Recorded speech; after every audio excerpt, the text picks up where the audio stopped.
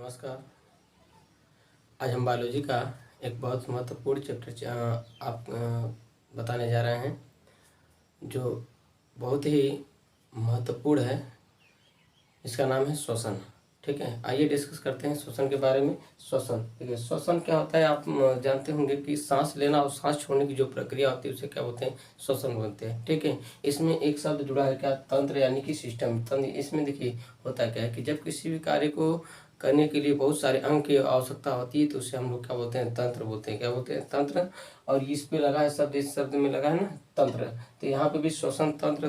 श्वसन तंत्र यानी सांस लेने और सांस छोड़ने की जो प्रक्रिया है केवल एक अंग से नहीं होगी, इसमें बहुत सारे अंग मिलकर के काम करते हैं, इसलिए यहाँ पे इसको लिखा गया है श्वसन तंत्र। ठीक है, आइए डिस्कस करते हैं इसके बारे में। श्वसन तंत्र जो होता है, ये श्वसन जो होता है, ये एक जैव पराक्रम का अध्याय है। क्या है, जैव पराक्रम का अध्याय। देखेंगे जैव पराक्रम। जैव पराक्रम क्या होता है, जैव पराक्रम। जैव पराक्रम किसे कहते हैं, लाइफ प्रोसेस की बात हो रही है, लाइफ प्रोसेस। जैव पराक्रम जीवों की वह प्रक्रिया जो उनके जीने के लिए उत्तरदायी हो। जैसे कहेंगे सर कौन कौन सी प्रक्रिया, कौन कौन सा माध्यम है जिससे जीव सर्वाइव करता है, तो देखिए सबसे पहला बात करेंगे पोषण। कौन, पोषण। अगर किसी जीव को पोषण न मिले वो सर्वाइव नहीं करेगा। दूसरा बात है, आपको पता है क्या, श्वसन चल ही रहा है। क्या, श्वसन।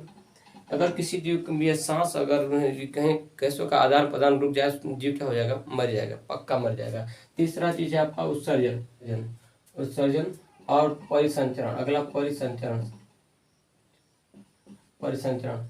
देखिए अगर इसमें, अब देखिए आप ही अब बताएंगे कि पोषण अगर किसी जीव को नहीं मिलेगा तो सर्वाइव नहीं करेगा। ठीक है, श्वसन, अगर सांस होगा आना जाना रुक गया तो ये जीव सर्वाइव नहीं करेगा।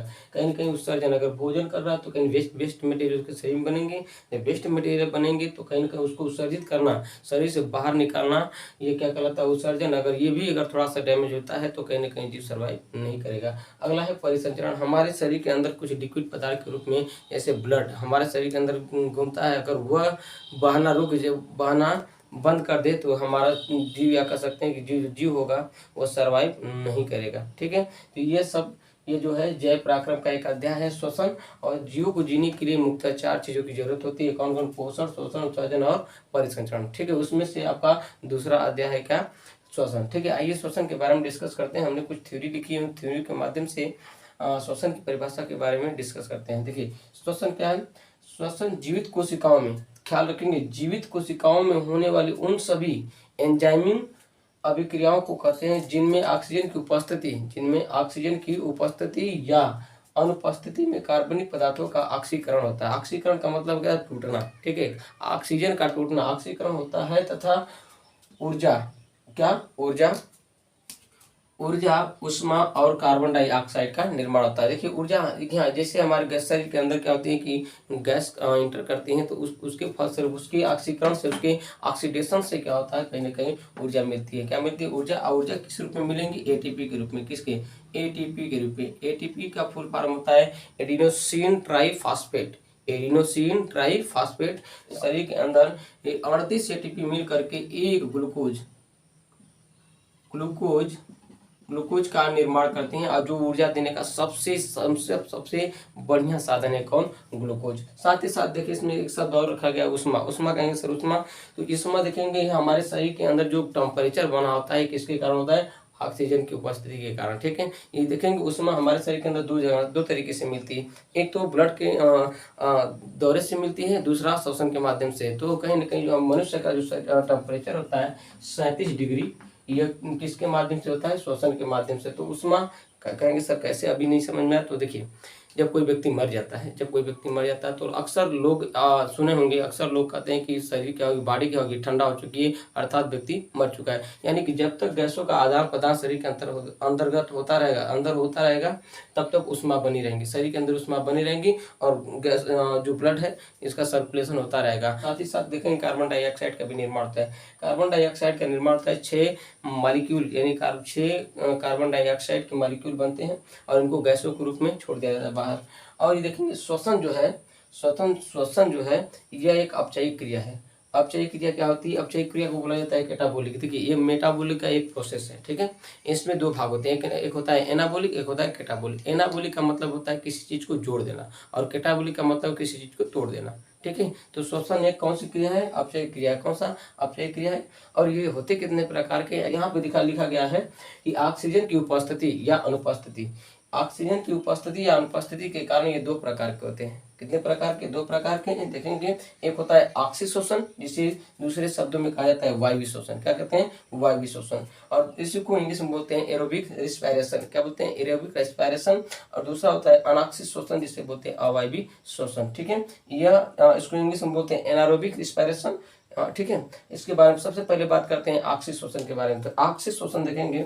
ऑक्सीजन शोषण ऑक्सीजन की उपस्थिति में होता है। किसकी? ऑक्सीजन की उपस्थिति में होता है। और इसमें जो ऊर्जा मिलती है ना, अधिक मिलती है।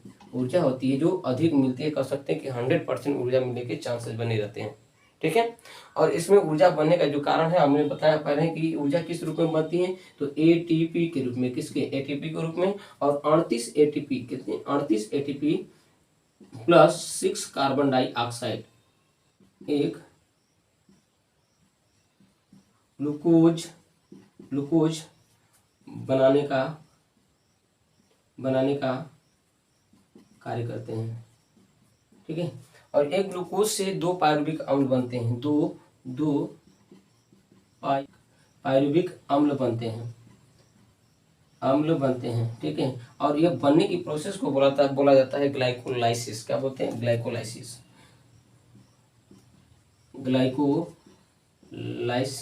ग्लाइकोलाइसिस। और ये जो होता है ग्लाइकोलाइसिस, ये कोशिका के अंदर का सबसे लास्ट जो होता है क्रिया होती है, ये ग्लाइकोलाइसिस होती है। और इनके देखेंगे। और ये कहाँ होती है? तो कोशिका द्रव्य में। कहाँ? कोशिका द्रव्य में, ठीक है। कोशिका द्रव्य में होती है। कहेंगे सर कोशिका द्रव्य किसे कहते हैं? बाबू, कोशिका के अंदर पाए जाने वाले द्रव्य को क्या बोलते हैं? कोशिका द्रव्य, ठीक है। कोशिका द्रव्य के अंदर ये घटना घटती है, ठीक है। और ये देखेंगे जो एटीपी का फॉर्मेशन होता है, कहीं ना कहीं ये ऊर्जा देने का कार्य करती हैं, ठीक है। तो आपसे कोई पूछ ले कि एक ग्लूकोज कितने एटीपी से बना होता है, तो कितने? 30 एटीपी प्लस 6 कार्बन डाइऑक्साइड, ठीक है। और ये कितना बनाते हैं? एक ग्लूकोज बनाने का काम करते हैं। साथ ही साथ एक ग्लूकोज से दो पायरुविक अम्ल बनते हैं। बनाने की क्रिया को बोला जाता है ग्लाइकोलाइसिस। और कहाँ बनता है? कोशिका द्रव्य। कोशिका द्रव्य किसे कहते हैं? कोशिकाओं के अंदर पाए जाने वाले द्रव्य को क्या बोलते हैं? कोशिका द्रव्य बोलते हैं, ठीक है। अगर बात करते हैं इसके बारे में, अनाक्सिस शोषण के बारे में, तो अनाक्सिस शोषण क्या होता है भैया? ये ऑक्सीजन की अनुपस्थिति में, कभी कभी आप देखे होंगे, अच्छा, कभी गांव घर में कोई घटना घट जाती है, या कोई ऐसी घटना घट जाती है, या परिवार में कोई ऐसी घटना घट जाती है, कहते हैं ना कि फलाने के कारण ये ऐसी नहीं रहे होते तो ये घटना नहीं घटती। तो यानी कि किसी न किसी कारण ये क्या हो रहा है कि जहाँ जहाँ पे ऑक्सीजन उपस्थित रहा उसे बोला गया ऑक्सीजन शोषण, ठीक है। और जहाँ पे ऑक्सीजन अनुपस्थित रहा उसे क्या बोला गया? अनाक्सिस शोषण। और इसमें देखेंगे आप, इसमें हमारे शरीर के अंदर जो थकान होती है, अनाक्सिस शोषण के कारण होती है। दूध का खट्टा होना अनाक्सिस शोषण के कारण होता है, ठीक है। ये चीज़ें जो होती हैं अनाक्सिस शोषण के माध्यम से होती हैं। इसमें जो ऊर्जा मिलती है ना, केवल देखेंगे 5% मिलती है, केवल 5% ऊर्जा मिलती है। और इनके अंदर देखेंगे सर ये कितनी एटीपी से बना होता है? ये 2 एटीपी से बना होता है। कितने? 2 एटीपी से मिलकर के बना होता है। कौन? अनाक्सिस शोषण। तो आप ये देखेंगे और कहेंगे सर ये ठीक है, ये तो प्रोसेस आपको समझ में आया, लेकिन ये कहाँ होता है? ये देखेंगे सजीवों के अंदर, जीवित कोशिका, यहाँ पे लिखा गया है जीवित कोशिका के अंदर। तो ये सजीवों के अंदर होने वाले प्रोसेस हैं। आगे डिस्कस करते हैं कि कौन कौन से ऐसे जीव हैं जिनके अंदर ये प्रोसेस चलता है, ठीक है। ये प्रोसेस चलता है और किस प्रकार से उनके शरीर के अंदर एक सब घटनाएं घटती हैं, ठीक है। इसका स्क्रीनशॉट ले लीजिए, आगे चलते हैं। अभी आपने देखा क्या कि किस ऑक्सीजन शोषण और अनाक्सिस शोषण किस प्रकार से कार्य करते हैं। आइए अब डिस्कस करते हैं कि किस शोषण अंग के बारे में, कि कौन कौन से जीव के अंदर कौन कौन सा अंग पाया जाता है जिसके माध्यम से वो शोषण प्रक्रिया में भाग लेते हैं, ठीक है। चलिए शुरू करते हैं शोषण अंग के बारे में। तो सबसे पहले हम बात करते हैं स्तनधारी यानी कि देखेंगे स्तनधारी किसे कहेंगे? ऐसे जीव जो अपने समान बच्चे को जन्म देते हैं और साथ ही साथ उनको दूध पिलाते हैं, उन्हें बोलते हैं स्तनधारी। स्तनधारी जितने भी होते हैं, जैसे देखिए मानव हो गया, गाय होगी, भैंस हो गया, ये सब क्या है, स्तनधारी है। ये जो सांस लेते हैं तो किससे सांस लेते हैं, कौन सा, फेफड़े से। किससे, फेफड़े से लेते हैं। ठीक है। जो कीट होते हैं, कीट इंसेक्ट जो होते हैं, इंसेक्ट यानी कि कीट जो होते हैं, वो श्वास नली से सांस लेते हैं। श्वास नली जिसको ट्रैकिया के नाम से बोला जाता है, यह एक पतली सी नली होती है। पतली सी नली, यहाँ से जो एक नली निकल के जाती है, पतली सी नली होती है, उससे बोलते हैं श्वास नली, और इस इंग्लिश में बोलते हैं ट्रैकिया। ये कीट जो जितने भी कीट होते हैं वो किससे लेते हैं, श्वास नली से। ठीक है। जलीय जीव, जल में रहने वाले, जलीय जीव कैसे, तो ऐसे जीव जो जल में रहते हैं वो किससे सांस लेते हैं, क्लोम से। किससे, क्लोम से, जिसे इंग्लिश में बोला जाता है गिल्स, और उसको उर्दू में बोलते हैं गलफड़। क्या बोलते हैं, गलफड़। ठीक है। गलफड़ के माध्यम से जलीय जीव क्या करते हैं, अपना सांस, मछली वगैरह के देख लीजिए, मछली जो है वो क्या करते हैं, वो अपने बगल में होता है ना, इस प्रकार से वो सांस लेती रहती हैं, है ना। आप देखे होंगे, आप मछली का रेड रेड कलर का दिखाई देता है, वही होता है गलफड़ यानी गिल्स। इसके बारे में, मेढक के बारे में, मेढक जो है ये एक उभयचर प्राणी है। उभयचर प्राणी किसे कहेंगे, ऐसे प्राणी जो जल और थल दोनों पे सर्वाइव करने में सक्षम होते हैं, उन्हें क्या बोलते हैं, उभयचर प्राणी। और यह देखेंगे ये कई तरीके से सांस लेता है, तो इसके अंदर देखेंगे कई प्रकार के आर्गन विकसित होते हैं जो इनको सर्वाइव करने में सक्षम होते हैं। तो सबसे पहला बात करेंगे कि अगर लार्वा अवस्था में रहता है, सबसे पहले बात करते हैं लार्वा अवस्था, जिसे टेडपोल के नाम से जानते हैं। अक्सर देखे होंगे छोटा जब होता है, लार्वा जब छोटा होता है तो पानी के अंदर तो मछली के समान दिखाई देता है। ठीक है। मछली के समान दिखाई देता है, और वो धीरे धीरे बड़ा होता होता मेढक का रूप पकड़ लेता है ना। चलिए ठीक है। इसके बारे में, भूमि पे जब ये रहेगा तो फेफड़े द्वारा सांस लेता है। किसके द्वारा, भूमि पर। जब भूमि पे बाहर की तरफ रहता है तो फेफड़े द्वारा सांस लेता है, लेकिन जैसे ये भूमि में और जल में चला जाता है तो वो त्वचा के माध्यम से सांस लेता है। भूमि के अंदर कैसे, क्योंकि भूमि के अंदर, सॉइल के अंदर आपको पता है कि सॉइल के अंदर क्या है, जल है। क्या, जल, और इसमें ऑक्सीजन है। क्या है, ऑक्सीजन। और जल का सूत्र होता है क्या, H2O, और इसमें ऑक्सीजन है। ऑक्सीजन है तो ये त्वचा के माध्यम से कहीं ना कहीं सॉइल के अंदर से, मिट्टी के अंदर से ऑक्सीजन को कैरी करने का काम कर लेता है, जिससे कि सर्वाइव हो जाते हैं, सर्वाइव कर लेता है। ठीक है। विशेष करके अगर मनुष्य में बात किया जाए, मनुष्य में, तो मानव में श्वसन की बात करते हैं, तो मानव में श्वसन के लिए एक विशेष आर्गन, अभी हमने बताया कि स्तनधारियों के अंदर क्या विशेष आर्गन विकसित होते हैं, स्पेशल आर्गन विकसित होते हैं, जिसके माध्यम से वो गैसों को खींच पाते हैं और छोड़ पाते हैं। ठीक है। उसमें देखेंगे तो मनुष्य जो है, मनुष्य में मानव में श्वसन के लिए एक विशेष अंग पाए जाते हैं। विशेष अंग से मिल करके और सारे अंग श्वसन तंत्र का निर्माण करते हैं। ठीक है। निर्माण करते हैं, जिसे हम लोग क्या बोलते हैं, श्वसन तंत्र। जैसे देख लीजिए, अब क्या फेफड़ा है, ये विशेष अंग है, एक मेन आर्गन है, और ये अकेला नहीं कर सकता काम, है ना। अकेला, हमने कहा भी, पहले भी कहा कि जो तंत्र से लगा शब्द है, ये बहुत सारे अंग मिल करके, बहुत सारे आर्गन मिल करके एक ही कार्य को जब पूरा करते हैं, तो वहाँ पे हम लोग क्या करते हैं, तंत्र शब्द का प्रयोग करते हैं। तो यहाँ पे श्वसन तंत्र लगा है, तो इसमें देखेंगे नसा मार्ग, और इसके बाद श्वसन नली, ये सब मिल करके कहीं ना कहीं गैसों को फेफड़े तक पहुंचाने का कार्य करती हैं, जिसके माध्यम से इसे क्या बोलते हैं, श्वसन तंत्र। ठीक है। श्वसन तंत्र। तो मनुष्य के अंदर देखेंगे, मनुष्य के अंदर एक विशेष आर्गन विकसित होता है ना। उस आर्गन के माध्यम से, आर्गन वो कौन होगा, वो होगा फेफड़ा। कौन, फेफड़ा। फेफड़े के माध्यम से कहीं ना कहीं गैसों को शरीर के अंदर इंटर कराया जाता है, और उसको जो अपशिष्ट गैसें होती हैं, गलत प्रकार की गैसें होती हैं, उनको बाहर किया जाता है। ठीक है। ये चीज़ें हो गई। और इस प्रक्रिया को पूरा करने के लिए 2 प्रोसेस होती हैं। ठीक है। उस प्रोसेस के माध्यम से कहीं ना कहीं हमारे शरीर के अंदर गैस इंटर करती हैं और बाहर निकलती हैं। ठीक है। तो इस चीज़ को आप नोट कर लीजिए, उसके बाद हम आगे चलते हैं। ठीक है। अभी हमने देखा कि श्वसन अंग के बारे में, है ना। उसमें एक क्रिया होती है, उस क्रिया के द्वारा कहीं ना कहीं गैस क्या होती है, शरीर के अंदर जाती हैं और शरीर के अंदर बाहर निकलती हैं। उस क्रिया को बोला जाता है श्वासोच्छ्वास, जिसे बोलते हैं इंग्लिश में क्या, ब्रीथिंग। क्या बोलते हैं, ब्रीथिंग करना, सांस को लेना और सांस को छोड़ना, यही क्या कहलाती है, श्वासोच्छ्वास यानी कि ब्रीथिंग कहलाती है। ठीक है। इस देखेंगे, इसमें जब सांस को लेते हैं, गैस को खींचते हैं, है ना, जब गैस को खींचते हैं, जब गैस को अंदर करते हैं तो उसे बोलते हैं निःश्वासन। क्या बोलते हैं, निःश्वासन। और इसको जब छोड़ते हैं तो बोलते हैं निःश्वासन। यहाँ पे निःश्वासन और यहाँ पे निःश्वासन। जिस इंग्लिश में क्या है, सिंपल है, अंदर किए तो क्या है, इन रिस्पायरेशन, और जब छोड़ते हैं तो एक्सपायरेशन, है ना। जब छोड़ते हैं तो क्या होता है, एक्सपायरेशन, जब लेते हैं तो इन रिस्पायरेशन। ठीक है। तो इसमें होता क्या है, इसमें देखेंगे जितना इन्वायरमेंट के अंदर गैस है, जितना इन्वायरमेंट के अंदर गैस है उन्हीं को लेते हैं। ठीक है। तो देखेंगे इन्वायरमेंट के अंदर सबसे ज़्यादा क्या है, तो सबसे ज़्यादा क्या है, नाइट्रोजन। क्या है, नाइट्रोजन। तो नाइट्रोजन 78% है, ऑक्सीजन 21%, कार्बन डाइऑक्साइड 0.03% है ना। तो अब क्या है, जितना आप इन्वायरमेंट के एटमॉस्फेयर के अंदर होगा उतना ही हम लोग क्या करते हैं, लेते हैं।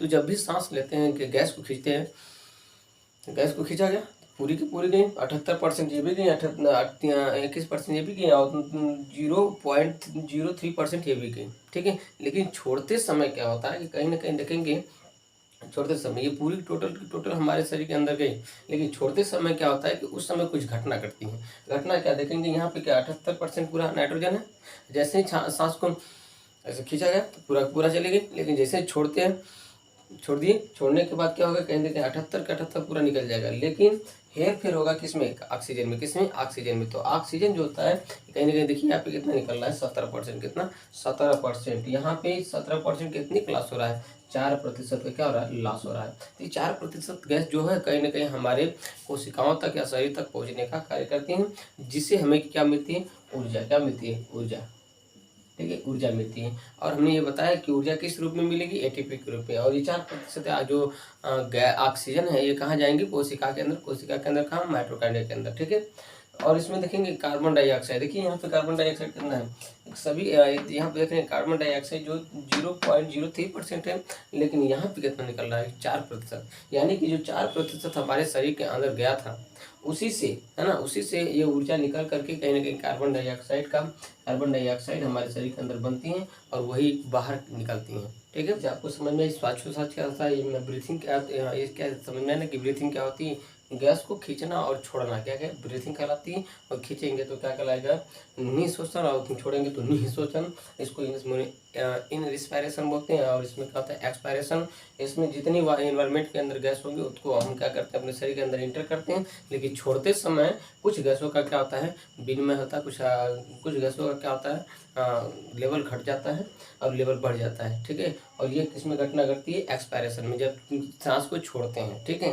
तो उससे क्या होती है, कहीं ना कहीं हमारे अंदर जो गैस जो ऑक्सीजन हमारे शरीर के अंदर बैठ गई है, उससे हमें एनर्जी में ऊर्जा मिलेगी। और ऊर्जा के साथ साथ देखेंगे कि कार्बन डाइऑक्साइड का निर्माण होगा, जो कार्बन डाइऑक्साइड का निर्माण होगा उसका प्रतिशत क्या है, 4, ठीक है। और ये सभी सारी जितनी भी ये क्रिया हो रही हैं, ये किसके माध्यम से जाएंगे, हमारे ये सभी की सभी श्वसन मार्ग के माध्यम से हमारे शरीर के अंदर इंटर करती हैं, ठीक है।